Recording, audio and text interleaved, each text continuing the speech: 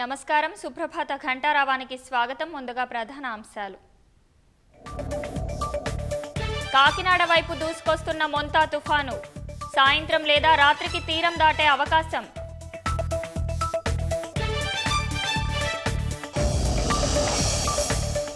మొంతా తుఫానుతో రైతులు ఎట్టి పరిస్థితుల్లో నష్టపోవద్దు. వరి కోతలు వాయిదా వేయాలని సీఎం రేవంత్ రెడ్డి సూచన.